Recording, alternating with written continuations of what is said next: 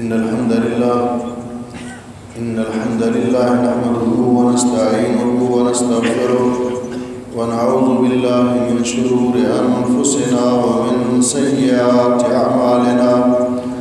من يهده الله فلا مضل له ومن يضلل فلا هادي له وأشهد أن لا إله إلا الله وحده لا شريك له وأشهد أن محمدًا عبده ورسوله اللهم صل على محمد وعلى آل محمد كما صليت على إبراهيم وعلى آل إبراهيم إنك حميد مجيد اللهم بارك على محمد وعلى آل محمد كما باركت على إبراهيم وعلى آل إبراهيم إنك حميد مجيد يا أيها الذين آمنوا اتقوا الله حق تقاته ولا تموتن إلا وأنتم مسلمون يا أيها الناس اتقوا ربكم الذي خلقكم من نفس واحدة وخلق منها زوجها وبث منهما رجالا كثيرا ونساء واتقوا الله الذي تساءلون به والأرحام إن الله كان عليكم رقيبا يا أيها الذين آمنوا اتقوا الله وقولوا قولا سديدا يصلح لكم أعمالكم ويغفر لكم ذنوبكم ومن يطع الله ورسوله فقد فاز فوزا عظيما أما بعد فيا أيها الناس إن خير الحديث كتاب الله وخير الهدي هدي محمد صلى الله عليه وسلم وشر الأمور محدثاتها وكل محدثة بدعة وكل بدعة ضلالة وكل ضلالة في النار أعوذ بالله السميع العليم من الشيطان الرجيم إن عدة الشهور عند الله 12 شهرا في كتاب الله يوم خلق السماوات والأرض منها 4 حرم ذلك الدين القيم فلا تظلموا فيهن أنفسكم. حضرات محترم، یہ ماہ محرم ہے جس کی آج 7 تاریخ ہے اور اسلامی سال سن 14,036 ہجری کا پہلا مہینہ ہے. اللہ جل شانہ نے جس روز سے زمین و آسمان کی تخلیق فرمائی، ارشاد باری تعالیٰ ہے کہ اسی روز سے اللہ جل شانہ نے سال کے مہینوں کی تعداد 12 مقرر کی ہے، 12 شہرا، اور ان 12 مہینوں میں سے اسی روز سے ہی اللہ جل شانہ نے 4 مہینوں کو حرمت والے مہینے قرار دیا ہے.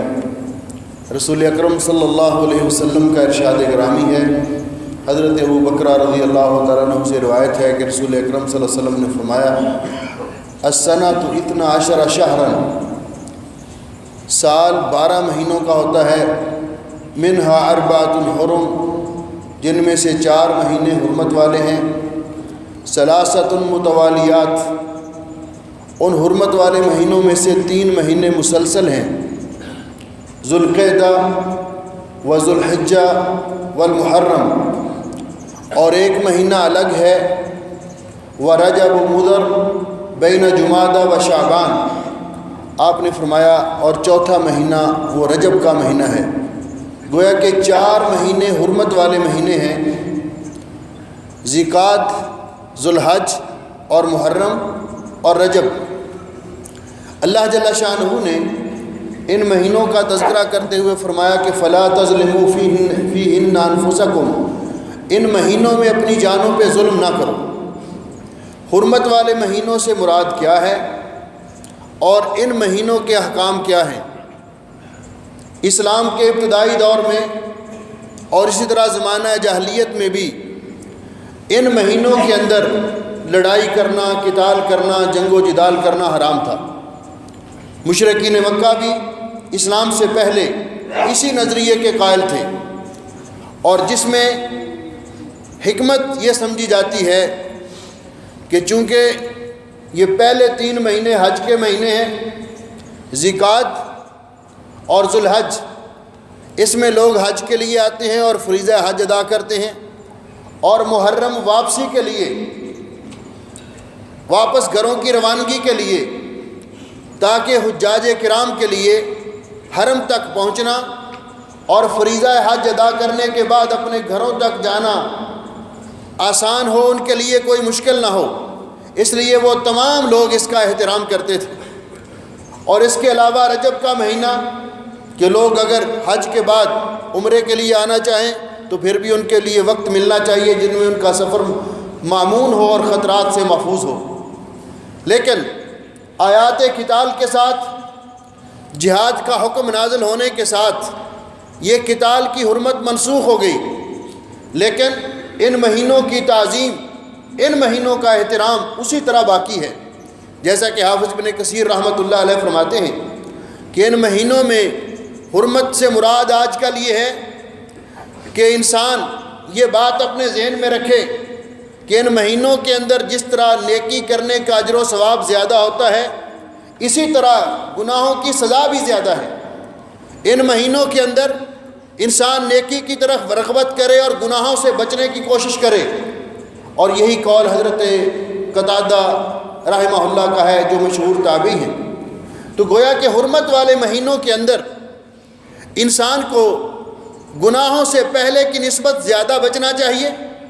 اور نیکیوں کی طرف رغبت زیادہ کرنی چاہیے۔ اور پھر یہ ماہ محرم، اس کی فضیلت بیان کرتے ہوئے پیارے نبی حضرت محمد رسول اللہ صلی اللہ علیہ وسلم نے ارشاد فرمایا کہ افضل الصیام بعد رمضان صیام شہر اللہ المحرم، رمضان کے بعد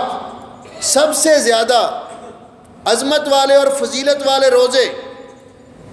ماہ محرم کے روزے ہیں۔ وافضل الصلاۃ بعد الفریضہ قیام اللیل، اور فرض نماز کے بعد سب سے افضل ترین نماز تہجد کی نماز ہے۔ تو گویا کہ رسول اکرم صلی اللہ علیہ وسلم نے بھی اس مہینے کی فضیلت بیان کی، ماہ محرم کی۔ آپ جانتے ہیں کہ اسلامی سال کو سن ہجری کہا جاتا ہے، اور سن ہجری اس لیے کہا جاتا ہے کہ اسلامی سال کا آغاز رسول اکرم صلی اللہ علیہ وسلم کی ہجرت کے عظیم الشان واقعہ سے ہوتا ہے۔ سن 16 ہجری میں جب سیدنا فاروق اعظم رضی اللہ تعالیٰ عنہ کا دور خلافت تھا، اس بات کی ضرورت محسوس کی گئی کہ مسلمانوں کی ایک اپنی تقویم ہونی چاہیے، مسلمانوں کا ایک اپنا کیلنڈر ہونا چاہیے، اپنی تاریخ ہونی چاہیے۔ مشورہ کیا گیا تو فاروق اعظم رضی اللہ تعالیٰ عنہ نے اس مشورے کو ترجیح دی اور فرمایا الہجرۃ فرقت بین الحق والباطل، ہجرت کے ذریعے حق اور باطل میں فرق ہو گیا تھا، اس لیے رسول اکرم صلی اللہ علیہ وسلم کی ہجرت سے یہ سال شروع کیا جائے۔ اور پھر یہ مشورہ ہوا کہ اس سال کا پہلا مہینہ کون سا مہینہ مقرر کیا جائے، تو حضرت عثمان رضی اللہ تعالیٰ عنہ کے مشورے سے اس اسلامی سال کا پہلا مہینہ محرم کو مقرر کیا گیا۔ یہ ماہ محرم ہے۔ جب ماہ محرم طلوع ہوتا ہے اور اسلامی سال شروع ہوتا ہے تو اس میں ایک مسلمان کا شعور اور احساس کیا ہونا چاہیے؟ اس میں پہلی بات تو یہ کہ جب نیا سال شروع ہوتا ہے، اللہ رب العزت کی طرف سے انسان کو موقع ملتا ہے اس بات کا کہ انسان اپنا محاسبہ کرے کہ گزشتہ عمر میں، گزشتہ سال میں نے کیا کھویا ہے اور کیا پایا ہے۔ اگر تو وہ اپنی کارکردگی پر مطمئن ہے تو اللہ کا شکر ادا کرے اور اس کو مزید بہتر بنانے کی کوشش کرے، اور اگر اس کو اپنے نامہ اعمال میں سوائے سیاہی کے، سوائے کوتاہی کے، سوائے غفلت اور کاہلی کے اور کچھ نظر نہیں آتا، تو پھر بھی اللہ نے اس کو موقع دیا ہے کہ اللہ تعالیٰ سے اپنا معاملہ صاف کر لے، توبہ کر لے، اللہ سے معافی مانگ لے اور یہ تجدید عہد کر لے، عزم کرے کہ آئندہ زندگی وہ ضائع نہیں کرے گا، برباد نہیں کرے گا، آئندہ زندگی اللہ رب العزت کی اطاعت اور فرما برداری میں گزارے گا۔ یہ کیفیت ایک مسلمان کی ہونی چاہیے، اور یہی رسول اکرم صلی اللہ علیہ وسلم نے دعا سکھائی ہمیں۔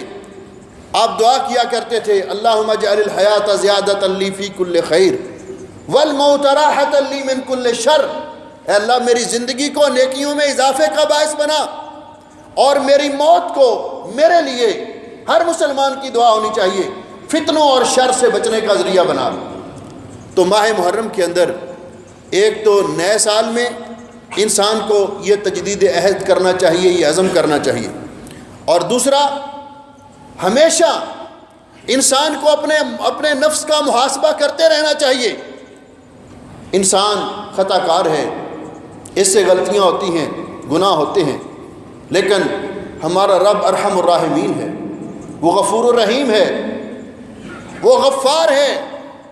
اس نے ہمارے لیے گناہوں کی بخشش کے بہت سے سامان اور موقع فراہم کیے ہیں، اور ہمیں بہت سے طریقے اور ذرائع بتائے ہیں جن کے ذریعے ہم اپنے نامہ اعمال کی سیاہی کو دھلوا سکیں، اللہ سے اپنے گناہوں کی بخشش کروا سکیں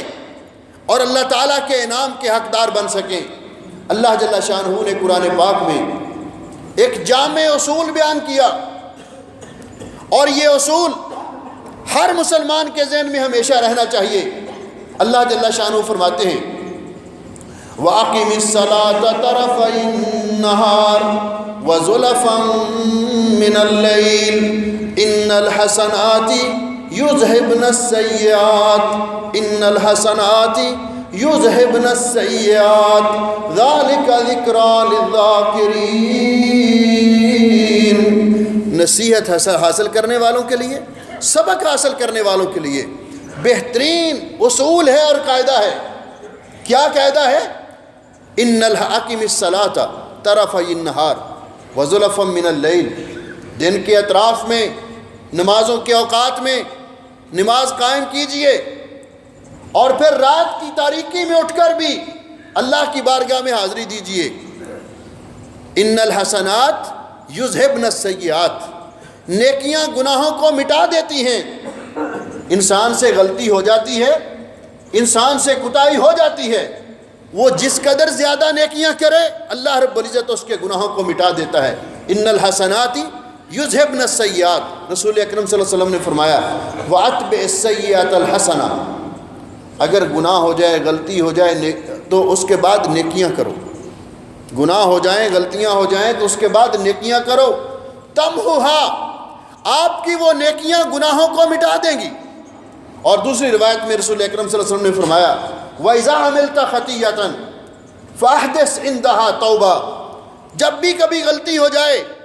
اللہ سے معافی مانگ لیا کرو، سچی توبہ کر لیا کرو۔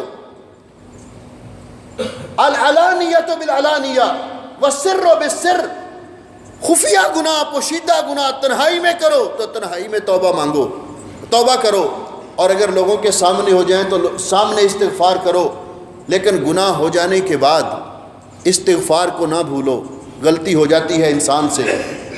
بلکہ ایک حدیث میں مسلم شریف کے اندر روایت ہے، رسول اکرم صلی اللہ علیہ وسلم نے فرمایا کہ جب انسان گناہ کرتا ہے تو اس کے دل پر ایک سیاہ نقطہ پڑ جاتا ہے، اگر تو معافی مانگ لیتا ہے، فوری طور پر رجوع کر لیتا ہے تو اللہ جل شانہ اس کو دھو دیتے ہیں، صاف کر دیتے ہیں، دل پھر اسی طرح سفید اور چمکنے لگتا ہے۔ لیکن اگر توبہ نہیں کرتا، استغفار نہیں کرتا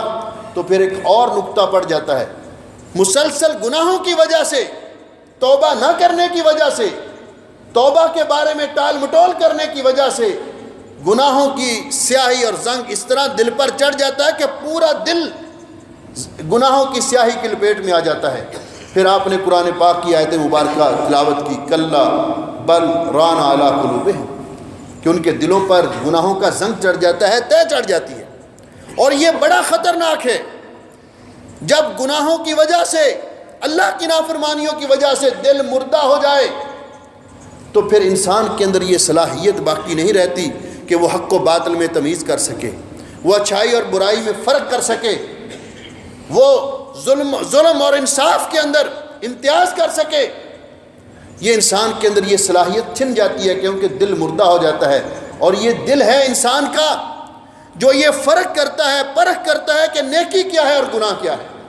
پیارے نبی حضرت محمد رسول اللہ صلی اللہ علیہ وسلم نے فرمایا، جب آپ سے پوچھا گیا مل بر یا رسول اللہ، اے اللہ کے رسول نیکی کیا ہوتی ہے، تو آپ نے فرمایا البر حسن الخلق، نیکی اچھے اخلاق کا نام ہے، شریعت کے دائرے میں رہتے ہوئے اچھے کام کرنے کا نام نیکی ہے۔ اور آپ نے فرمایا والاثم ما حاک فی صدرک، اور گناہ وہ ہے جو کرتے وقت آپ کے دل میں کھٹکا ہو، آپ کا دل ڈر رہا ہو، وکرہت ان یطلع علیہ الناس، اور آپ کو یہ بات ناپسند ہو کہ لوگوں کو اس کا پتہ چل جائے،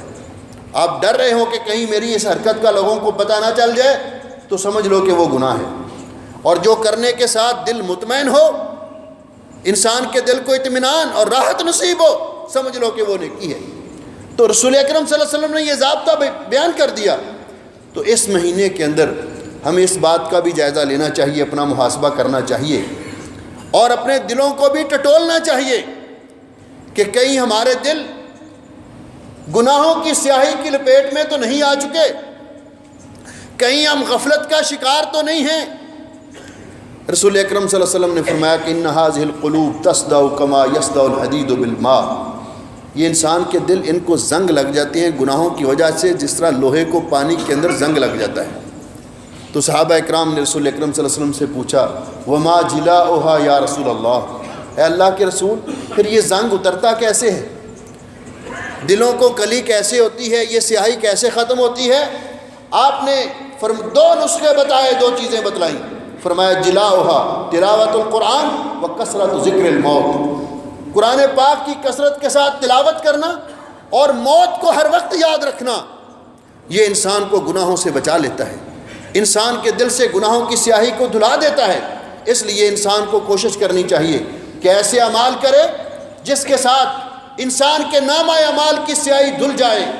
اور اللہ رب العزت راضی ہو جائے اور انسان کے گناہوں کو معاف کر دے۔ یہ مہینہ جب شروع ہوتا ہے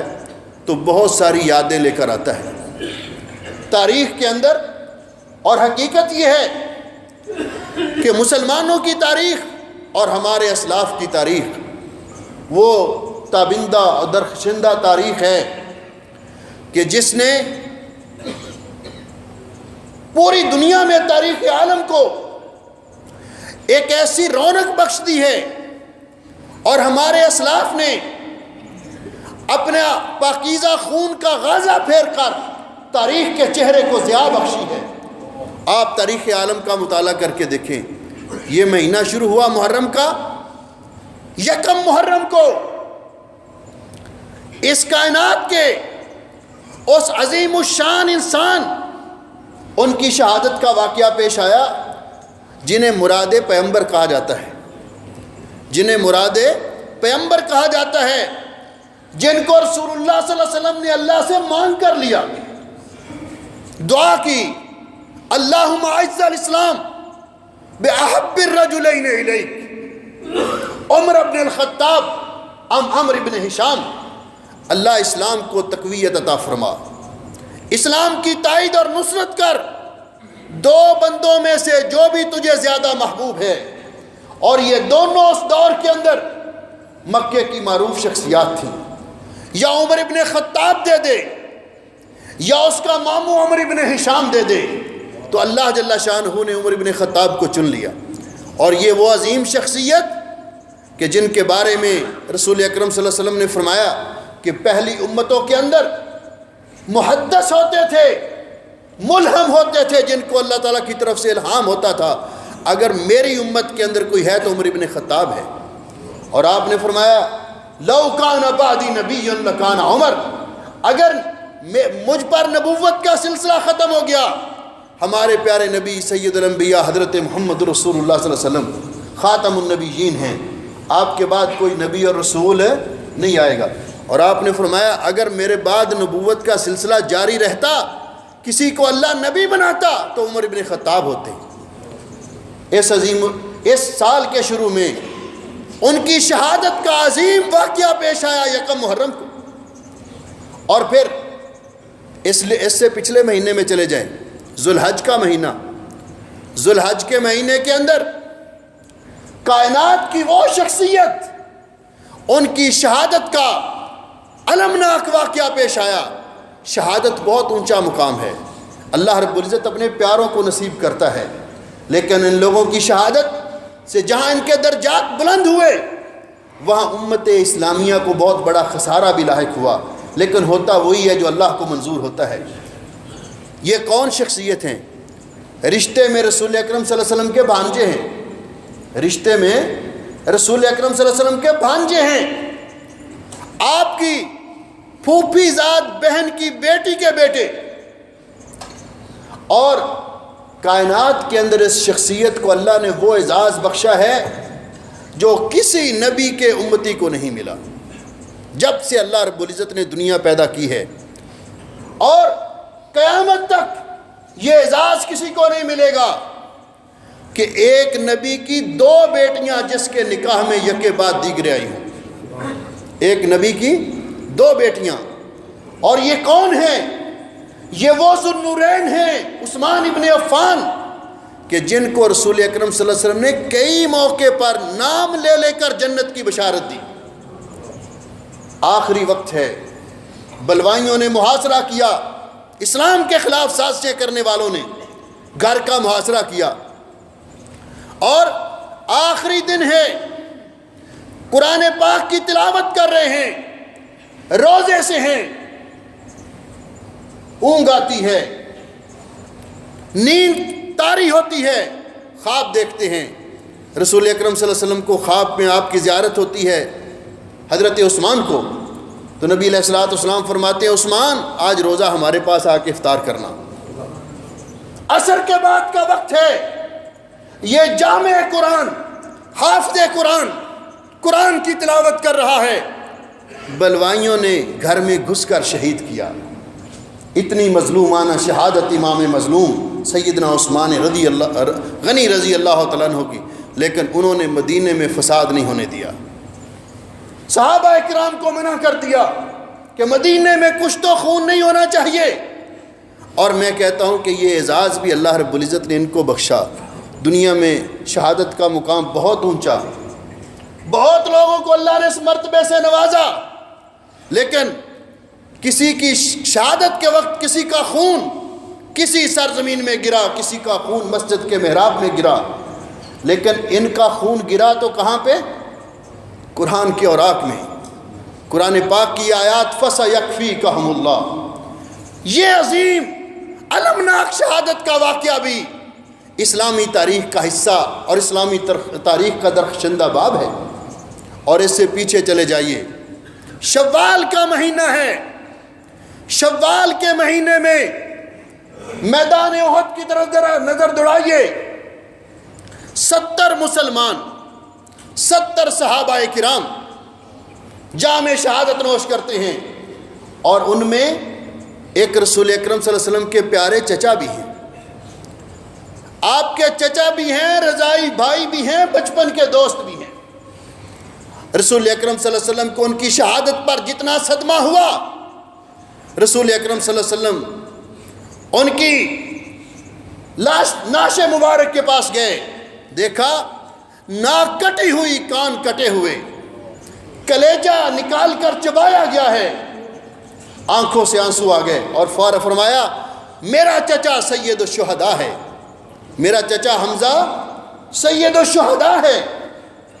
اور ان کے ساتھ 70 صحابہ کرام شوال کے مہینے میں. اور اس سے پہلے چلے جائیے رمضان کے مہینے میں. رمضان کی 17 تاریخ ہے،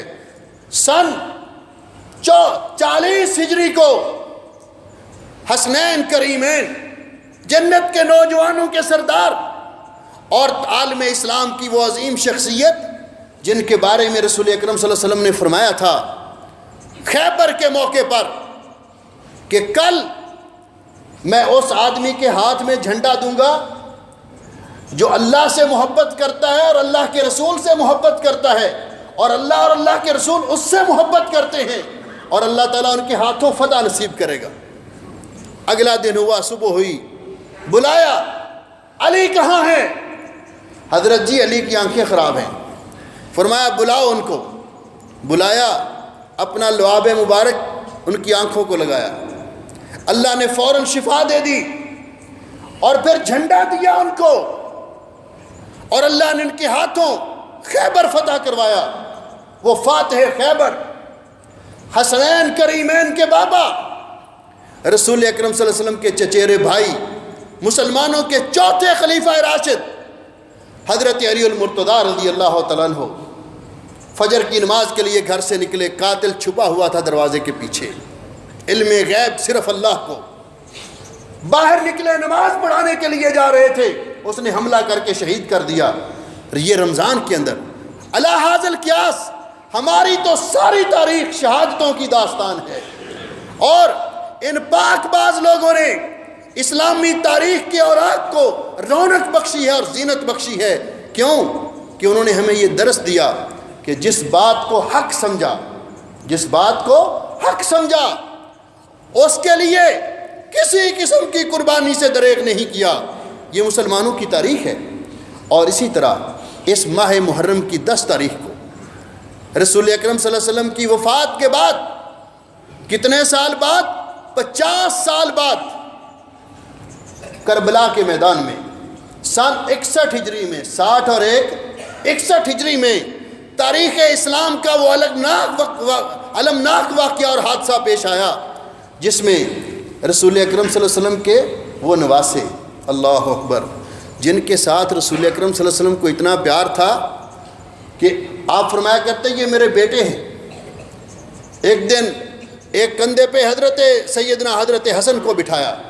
ایک پہ سیدنا حضرت حسین کو بٹھایا، اور اللہ رب العزت کی بارگاہ میں یہ التجا کی،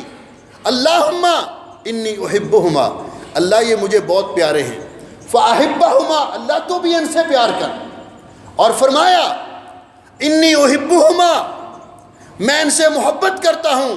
جو میرے ساتھ محبت رکھتا ہے وہ ان کے ساتھ بھی محبت رکھے، اور جو ان کے ساتھ محبت نہیں رکھتا گویا کہ وہ میرے ساتھ بغض رکھتا ہے۔ نبی کریم علیہ السلام نے فرمایا آج میرے پاس ایک فرشتہ خصوصی طور پر اللہ تعالیٰ کی طرف سے اجازت لے کر آیا ہے کہ ایک خوشخبری سنانے کے لیے اللہ میں جاؤں گا، اور اس نے آ کر مجھے سلام کہا، اور ساتھ اس نے آ کر مجھے خوشخبری سنائی ہے کہ آپ کی لخت جگر فاطمہ، ان فاطمہ سیدۃ نساء اہل الجنہ، اللہ نے یہ بشارت دی ہے، خوشخبری دی ہے کہ آپ کی بیٹی فاطمہ تو زہرا رضی اللہ تعالیٰ عنہ یہ جنت کی خواتین کی سردار ہیں، وَأَنَّ الْحَسَنَ وَالْحُسَيْنَ سَيِّدَا شَبَابِ اہل الجنہ، اور حضرت حسن اور حسین یہ جنت کے نوجوانوں کے سردار ہیں۔ رسول اکرم صلی اللہ علیہ وسلم نے فرمایا ان کے بارے میں، حضرت عبداللہ ابن عمر رضی اللہ تعالیٰ عنہ فرماتے ہیں کہ رسول اکرم صلی اللہ علیہ وسلم فرمایا کرتے تھے ہما ریحانتا یا من الدنیا، دنیا کے اندر یہ میرے 2 پھول ہیں، حسن اور حسین دنیا کے اندر میرے 2 پھول ہیں رضی اللہ تعالیٰ عنہم اجمعین۔ یہ ان کی شہادت کا المناک واقعہ پیش آیا، اور تاریخ اسلام کا اتنا دردناک واقعہ ہے، لیکن اس واقعہ کو بہت ایسا تاریخ کو بگاڑ دیا گیا، اور اس واقعہ کو اس طرح خلط ملط کر دیا گیا۔ لیکن آج چونکہ وقت نہیں ہے، میں اس واقعہ کے بارے میں اور باقی جو واقعات پیش آئے ان کے بارے میں جو دروس اور مسلمانوں کو جو اس سے سبق لینا چاہیے، آج اس کے بارے میں گفتگو کرنا چاہوں گا۔ لیکن یہ حقیقت ہے کہ جس نے بھی اس ظلم کے اندر جس کے بھی ہاتھ ملوث تھے، جس نے بھی ان پاک باز لوگوں کی گستاخی کی، اللہ رب العزت نے ان کو ان کی سزا دنیا میں بھی دی، اور آخرت میں بھی اللہ کے عذاب سے بچ نہیں سکیں گے۔ راوی بیان کرتے ہیں میں نے ایک بندے کو دیکھا، وہ بیت اللہ کا طواف کر رہا تھا، اس کا ہاتھ سوکھا ہوا تھا، بڑا بے قرار تھا، رو رو کر طواف کے دوران دعائیں مانگ رہا تھا، اور ساتھ یہ بھی کہہ رہا تھا لیکن اللہ مجھے توقع نہیں ہے کہ تو مجھے معاف کر دے گا۔ میں نے اس سے پوچھا اللہ کے بندے، تو یہاں آ کر دعا بھی کر رہا ہے اور ساتھ یہ بھی کہہ رہا ہے کہ مجھے توقع نہیں اللہ مجھے معاف کر دے گا، اس نے کہا میں نے وہ ظلم کیا ہے اور وہ جرم مجھ سے ہوا ہے کہ جب سے وہ ہوا ہے اس کے بعد زندگی میں سکون نہیں ہے، اطمینان نہیں ہے، ہاتھ شل ہو گیا ہے۔ اس نے پوچھا کیا جرم کیا؟ اس نے کہا جرم یہ ہوا ہے کہ جب حضرت عثمان رضی اللہ تعالیٰ عنہ کو شہید کیا جا رہا تھا تو میں نے حضرت عثمان کے منہ پہ تھپڑ مارا تھا، تمانچہ مارا تھا، اور اس کے بعد میرا ہاتھ شل ہو گیا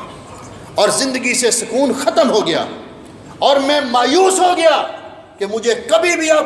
اللہ تعالیٰ کی طرف سے معافی نہیں ہوگی کیونکہ میرا یہ جرم ہے۔ اور جنہوں نے سیدنا حضرت حسین رضی اللہ تعالیٰ عنہ پہ ظلم کیا وہ عبید اللہ ابن زیاد، امام ترمذی نے لکھا اور صحیح سند کے ساتھ یہ روایت موجود ہے کہ پھر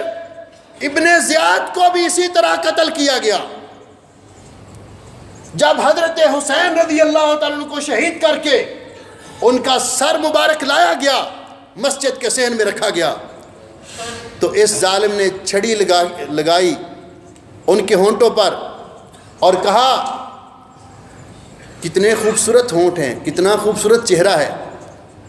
تو حضرت زید ابن بوڑھے ہو چکے تھے، کہا پیچھے ہٹاؤ اس کو، میں نے خود رسول اکرم صلی اللہ علیہ وسلم کو دیکھا کہ آپ ان ہونٹوں پہ ہونٹ رکھ کے بوسہ دیا کرتے تھے۔ لوگوں نے پھر یہ منظر دیکھا، جب ابن زیاد کو قتل کیا گیا اس کا سر لا کر باقی لوگوں کے سروں کے درمیان کوفے کی مسجد میں رکھا گیا تو لوگوں میں شور بپا ہوا، جاعت جاعت، آ گیا وہ آ گیا۔ دیکھا کیا چیز آئی، ایک سانپ آیا چھوٹا سا جو اس کے ناک کی ایک نتنے سے داخل ہوا اور دوسرے نتنے سے نکلا اور چلا گیا۔ پھر لوگوں نے کہا، 3 مرتبہ لوگوں نے ایسے کہا، اور لوگوں نے دیکھا کہ ایک سانپ آیا اور صرف اسی کے نتنوں میں گھسا اور دوسرے نتنے سے نکلا اور چلا گیا۔ اللہ نے دنیا والوں کو دکھا دیا، اور آخرت میں جو ان کا انجام ہوگا وہ اللہ کے علم ہے۔ لیکن اس موقع پر ہمیں کیا سکھایا گیا؟ ہمیں اس موقع پر جو تعلیمات دی گئیں، اور ان پاک باز لوگوں نے ان تعلیمات کو امت کے سامنے پیش کیا جو تعلیمات ہمیں ہمارے رب نے دی، جو ہمارے رب نے ایسے موقع پر حکم دیا۔ اللہ جل شانہ نے فرمایا لا تقولوا لمن يقتل في سبيل الله اموات بل احياء ولكن لا تشعرون وَلَنَبْلُوَنَّكُمْ بِشَيْءٍ مِّنَ الْخَوْفِ وَالْجُوعِ وَنَقْصٍ مِّنَ الْأَمْوَالِ وَالْأَنفُسِ وَالثَّمَرَاتِ وَبَشِّرِ الصَّابِرِينَ الَّذِينَ إِذَا أَصَابَتْهُمْ مُصِيبَةٌ قَالُوا إِنَّا لِلَّهِ وَإِنَّا إِلَيْهِ رَاجِعُونَ کہ مومنوں پر جب کبھی کوئی مصیبت آتی ہے وہ جدا فضا نہیں کرتے، وہ گریبان چاک نہیں کرتے، وہ منہ پہ تمانچے نہیں مارتے، وہ اپنے بال نہیں نوچتے، بلکہ صبر کا مظاہرہ کرتے ہیں اور کہتے ہیں انا للہ و انا الیہ راجعون۔ اور ہم نے دیکھا پیارے نبی حضرت محمد رسول اللہ صلی اللہ علیہ وسلم کی وفاشیار بیوی جن کی حیات طیبہ میں رسول اکرم صلی اللہ علیہ وسلم نے کوئی دوسری شادی نہیں کی، ان کی وفات کے بعد بھی آپ ان کو بھولے نہیں، سوائے سیدنا حضرت ابراہیم کے باقی ساری اولاد بھی اللہ نے رسول اکرم صلی اللہ علیہ وسلم کو انہی کے بطن سے عطا کی۔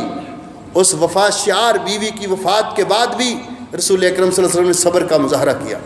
ہر سال اس کے لیے کوئی برسی کے طور پر اہتمام نہیں کیا، ماتم نہیں لگایا، اور کوئی ایسا غم کا اہتمام نہیں کیا، حالانکہ آپ کو غم تھا، اتنا صدمہ تھا کہ آپ کبھی اس بیوی کو بھولے ہی نہیں۔ آپ کی اولاد اطہار آپ کی حیات طیبہ میں فوت ہوئے، آپ کے صحابہ کرام دنیا سے رخصت ہوئے، حتیٰ کہ آپ کے چچا سید الشہداء حضرت حمزہ رضی اللہ تعالیٰ عنہ، ان کی اس المناک شہادت پر بھی آپ نے صبر کا مظاہرہ کیا، صبر کا مظاہرہ کیا۔ آپ کے بیٹے حضرت ابراہیم 17 ماہ کی عمر میں فوت ہوئے، آخری بیٹا بہت پیار ہے، ہاتھوں پہ اٹھایا ہوا اور آنکھوں سے آنسو جاری ہیں، اور فرمایا ان العین تدمع والقلب یحزن، آنکھوں سے آنسو جاری ہیں اور دل بڑا غمگین ہے۔ وَإِنَّا بِفِرَاقِكَ يَا إِبْرَاهِيمُ لَمَحْزُونُونَ، ابراہیم ہم تیری جدائی میں پریشان بہت ہیں، غم بڑا ہے، لیکن زبان سے صرف وہی کہیں گے جو ہمارے رب کو پسند ہوگا، اِنَّا لِلَّهِ وَإِنَّا إِلَيْهِ رَاجِعُونَ، زبان سے کوئی ایسا کلمہ نہیں نکالیں گے۔ اور یہی بات حضرت علی رضی اللہ تعالیٰ عنہ نے فرمائی، جب رسول اکرم صلی اللہ علیہ وسلم کی وفات ہوئی، اتنا قریبی رشتہ، اور فرمایا اللہ کے حبیب لولا انک امرتنا بالصبر ونہیتنا عن الجزع، اگر آپ نے ہمیں مصائب پر صبر کرنے کا حکم نہ دیا ہوتا، ہمیں جزا فضا سے منع نہ کیا ہوتا، ہم آپ کی وفات پہ اتنا روتے کہ اپنی آنکھوں کا پانی ختم کر دیتے، لیکن ہم صبر کا مظاہرہ کریں گے۔ حضرت علی رضی اللہ تعالیٰ عنہ کا ہی یہ قول ہے، الصبر من الایمان کالراس من الجسد، صبر کو ایمان کے اندر وہ حیثیت حاصل ہے کہ جو انسان کے جسم کے اندر سر کو حیثیت حاصل ہے، صبر کا مظاہرہ کیا۔ اور سیدنا حضرت حسین رضی اللہ تعالیٰ عنہ، جنت کے نوجوانوں کے سردار، کربلا کے میدان میں، یہ شیعہ سنی تمام کتابوں کے اندر یہ لکھا ہوا ہے، جب دیکھا جنگ ٹلنے والی نہیں، وہ لوگ جنہوں نے 2 بوریاں خط کی بھیج کے منگوایا تھا، بلوایا تھا، اب وہی مد مقابل ہیں، لڑائی کے لیے تیار ہیں، تو خیمے میں گئے۔ لڑائی سے پہلے اپنی بہن زینب سے کہا، یا اختہ، اے میری بہن، انی اقسم علیک، انی اقسمت علیک فابری قسمی، میں آپ کو قسم دیتا ہوں، میری قسم کو پورا کرنا۔ کس بات کی قسم دیتا ہوں؟ فرمایا لا تخمشی لا تشقی علی جیبا، جب مجھے شہید کر دیا جائے تو مجھ پر اپنے گریبان کو چاک نہیں کرنا، ولا تخمشی وجہا، اپنے ناخنوں سے اپنے چہرے کو نہیں نوچنا، ولا تدعی علی بالویل والثبور، اور واویلا نہیں کرنا، جزا فضا نہیں کرنی، بلکہ صبر کا مظاہرہ کرنا ہے۔ یہ حضرت حسین آخری وقت میں اپنی بہن کو وصیت کر رہے ہیں رضی اللہ تعالیٰ عنہ اجمعین۔ ہمیں بھی مسلمانوں کو بھی یہ بات ذہن میں رکھنی چاہیے، مصیبت آتی ہے تو مسلمان صبر کا مظاہرہ کرتا ہے، جزا فضا نہیں کرتا، واویلا نہیں کرتا، ماتم قائم نہیں کرتا، بلکہ پیارے نبی حضرت محمد رسول اللہ صلی اللہ علیہ وسلم نے یہاں تک فرما دیا، آپ نے فرمایا من لطم الخدود وشق الجیوب ودعا بدعوى الجاہلیہ فلیس منا، لیس منا، اس کا ہمارے ساتھ کوئی تعلق نہیں جو مصیبت کے وقت اپنے منہ پہ تماچے مارے، اپنے گریبان کو چاک کرے اور زمانہ جاہلیت کی طرح بین کرے اور اونچی آوازیں نکال کر روئے، اس کا ہمارے ساتھ کوئی تعلق نہیں۔ آج ہم مسلمانوں کو بھی انہی پاک باز لوگوں کی سیرت پر عمل کرنا چاہیے، جس بات کو حق سمجھے اس کے لیے کوئی بھی قربانی ہو اس سے دریغ نہ کرے، اور جب مصیبت آ جائے تو صبر کا مظاہرہ کرے، اللہ کوئی نعمت عطا کرے تو اللہ کا شکر ادا کرے۔ یہ ان پاک باز لوگوں کی سیرت سے ہمیں ملتا ہے۔ اور ماہ محرم جب شروع ہوتا ہے، ایک بات ذہن میں رکھیے، عجیب سی باتیں شروع ہو جاتی ہیں، لیکن تمام مسلمانوں کا یہ عقیدہ ہونا چاہیے، ہمارا تمام مسلمانوں کا یہ عقیدہ ہے کہ پیارے نبی حضرت محمد رسول اللہ صلی اللہ علیہ وسلم کے تمام صحابہ کرام، آپ کی ازواج مطہرات اور تمام اہل بیت، سارے کے سارے جنتی، اللہ ان پہ راضی، وہ اللہ پہ راضی،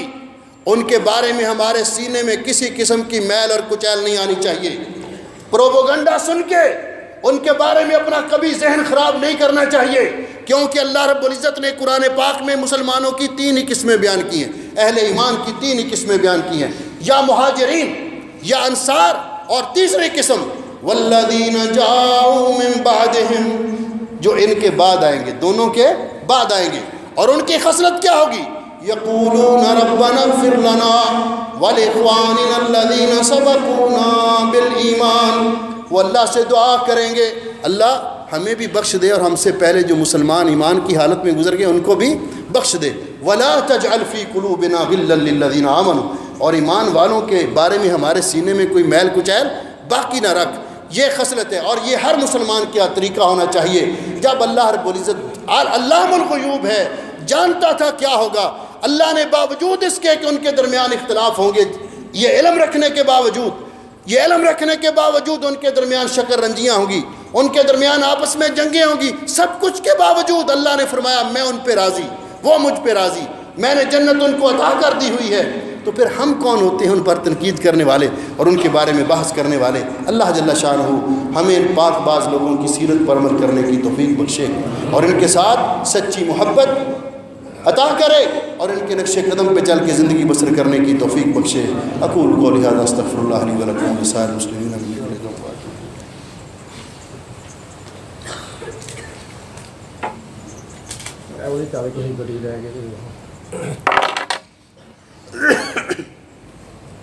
إن الحمد لله نحمده ونستعينه ونستغفره ونعوذ بالله من شرور أنفسنا ومن سيئات أعمالنا من يهده الله فلا مضل له ومن يضلل فلا هادي له وأشهد أن لا إله إلا الله وحده لا شريك له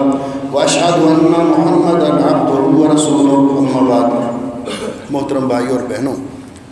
رسول اکرم صلی اللہ علیہ وسلم نے یوم عاشوراء کے روزے کی بڑی فضیلت بیان فرمائی ہے۔ آپ ہجرت سے پہلے بھی یوم عاشوراء کا روزہ رکھتے تھے۔ ام المؤمنین عائشہ رضی اللہ تعالیٰ عنہ فرماتی ہیں کہ ہجرت کے بعد بھی آپ رکھتے تھے اور لوگوں کو بھی حکم دیتے تھے، لیکن جب رمضان کے روزے فرض ہو گئے تو پھر آپ نے لوگوں کو اختیار دے دیا کہ جو چاہے رکھے جو چاہے نہ رکھے، لیکن ساتھ اس کی فضیلت یہ بیان کر دی، جس طرح حضرت ابو قتادہ رضی اللہ تعالیٰ عنہ بیان فرماتے ہیں کہ رسول اکرم صلی اللہ علیہ وسلم سے پوچھا گیا ان صوم یوم عاشوراء، یوم عاشوراء کے روزے میں کے بارے میں، تو آپ نے فرمایا یکفر السنۃ الماضیہ، یہ روزہ رکھنے کے ساتھ اللہ تعالیٰ ایک سال گزشتہ کے گناہ معاف کر دیتے ہیں۔ اور یہ روزہ یوم عاشوراء کا یہ آ رہا ہے اتوار اور پیر کو۔ آج 7 محرم ہے اور کل محرم کی 8 تاریخ ہوگی، 9 تاریخ اتوار کو اور 10 پیر کو۔ تو سنت طریقہ یہ رسول اکرم صلی اللہ علیہ وسلم کو جب پتہ چلا کہ یہودی بھی اس دن کا روزہ رکھتے ہیں تو آپ نے فرمایا خالف الیہود، یہودیوں کی مخالفت کرو۔ اگر میں اگلے سال زندہ رہا لأصومن التاسع، تو میں 9 کا بھی روزہ رکھوں گا، لیکن اگلا سال آنے سے پہلے آپ اللہ کو پیارے ہو گئے اور آپ کا یہ حکم امت کے لیے باقی ہے۔ اسی لیے حضرت ابن عباس رضی اللہ تعالیٰ عنہ فرماتے ہیں کہ نبی پاک صلی اللہ علیہ وسلم نے فرمایا کہ صوموا یوم عاشوراء، اور اس کی سند صحیح ہے کہ یوم عاشوراء کا روزہ رکھو وخالفوا فیہ الیہود، اور اس کے بارے میں یہودیوں کی مخالفت کرو، صوموا قبلہ یوما او بعدہ یوما، اس سے ایک دن پہلے کا روزہ ساتھ ملا لو، اگر ایک دن پہلے کا کوئی نہیں ملا سکتا تو ایک دن بعد والا روزہ اس کے ساتھ ملا لو۔ اور یہی حضرت ابن عباس رضی اللہ تعالیٰ عنہ اور باقی صحابہ کرام کا نظریہ تھا۔ تو گویا کہ ہمیں اب 2 روزے رکھنے چاہیے، 9-10 کا، 9 اور 10 محرم کا، اور اس کی فضیلت یہ ہے کہ اللہ رب العزت اس کے ساتھ انسان کے گزشتہ گناہ 1 سال کے معاف کر دیتے ہیں۔ اور اگر کوئی 9 کا نہیں رکھ سکتا تو پھر 10 اور 11 کا رکھ لے، ایک روزہ اور اس کے ساتھ ملا لے، تو اس کا بھی ہمیں اہتمام کرنا چاہیے۔ اللہ ہمیں عمل کی توفیق بخشے۔ اور آج کل موسم بھی ایسا ہے کہ رکھنے میں، روزہ رکھنے میں کوئی مشکل بھی نہیں ہے، تو کوشش کریں اس فضیلت کو حاصل کرنے کی، اور یہ بھی انسان کی درجات کی بلندی اور گناہوں کی بخشش کا ایک ذریعہ ہے۔ کچھ دعاؤں کے لیے اپیل کی گئی ہے۔ ہمارے محترم ڈاکٹر جمیل ہاشمی صاحب وہ ہاسپٹل میں ہیں، 35 دن تقریباً ان کو ہو چکے ہیں۔ آج ان کا صبح فون آیا تھا تو انہوں نے خصوصی طور پر تمام بہن بھائیوں سے اپیل کی ہے کہ ان کے لیے دعا کریں، اللہ ان کو شفائے کاملہ عطا فرمائے۔ ہمارے ایک بڑے ہی پیارے دوست سمیر عبد الرحمن صاحب یہ خیتان میں رہتے ہیں، مسجد ادوانی کے قریب، کل شام رات ان کی والدہ فوت ہو گئی ہیں، گزشتہ رات۔ بہت نیک خاتون تھیں اور مجھے بڑی خوشی ہوئی بھائی کی بات سن کر کہ اس وقت والدہ کا سر میرے سینے کے ساتھ تھا اور ماں نے آخری وقت کلمہ آخری ٹائم میں زیادہ تر وہ درود اور کلمہ اور ذکر اذکار ہی کر رہی تھیں، اور آخری وقت انہوں نے اپنی انگشت بلند کر کے کلمہ شہادت کا اقرار کیا۔ تو ایک تو جمعے کی رات ہے، وہ مومن اور موحد جو جمعے کی رات کو یا جمعے کے دن فوت ہوتا ہے، رسول اکرم صلی اللہ علیہ وسلم نے فرمایا کہ اللہ اس کو قبر کے فتنے سے بچا لیتا ہے۔ اور دوسرا حسن خاتمہ کی علامت ہے کہ اللہ تعالیٰ کسی مسلمان کو آخری وقت میں کلمہ نصیب کر دے۔ تو محترمہ کے لیے، مرحومہ کے لیے دعا کریں کہ اللہ جل شانہ ان کے گناہوں کو معاف کرے اور ان کے درجات کو بلند کرے اور ان کو جنت الفردوس عطا کرے، اور ان کے لواحقین کو اللہ تعالیٰ صبر جمیل کی توفیق عطا فرمائے۔ یہ ایک اور ساتھی نے دعا کے لیے اپیل کی ہے کہ میرے والدین کے حق میں، میرے انکل کے حق میں جو پاکستان میں فوت ہو گئی، ان کے لیے دعا کی اپیل ہے۔ ایک ساتھی نے لکھا ہے شیخ عامر میری والدہ انڈیا میں انتقال کر چکی ہیں، ان کے لیے بھی دعا کریں۔ جو فوت ہو گئے ہیں دعا کریں اللہ ان کی مغفرت فرمائے، جو بیمار ہیں اللہ ان کو شفا عطا فرمائے۔ اور اس ملک کے لیے بھی ملک پاکستان کے لیے بھی اور تمام بلاد اسلامیہ کے لیے دعا کریں کہ اللہ امن و سکون عطا فرمائے اور خیر و برکت کا نازل فرمائے ان علاقوں میں اپنی ان اللہ و ملائکتہ یصلون علی النبی یا ایھا الذین آمنوا صلوا علیہ وسلموا تسلیما اللهم صل علی محمد وعلی آل محمد کما صلیت علی ابراہیم وعلی آل ابراہیم انک حمید مجید اللهم بارک علی محمد وعلی آل محمد کما بارکت علی ابراہیم وعلی آل ابراہیم انک حمید مجید ربنا ظلمنا انفسنا وان لم تغفر لنا وترحمنا لنكونن من الخاسرین اللهم انک عفو تحب العفو فاعف عنا اللهم اشف مرضانا ومرضى المسلمين اللهم اقض حاجاتنا وحاجات المسلمين اللهم اغفر للمسلمين الميتين اللهم اغفر لهم وارحمهم وعافهم واعف عنهم اللهم ادخلهم جنة الفردوس واعذهم من فتنة القبر وعذاب النار اللهم اجعل هذا البلد آمنا مطمئنا وسائر بلاد المسلمين سبحان ربك رب العزة عما يصفون وسلام على المرسلين والحمد لله رب العالمين. صفحہ درست کریں.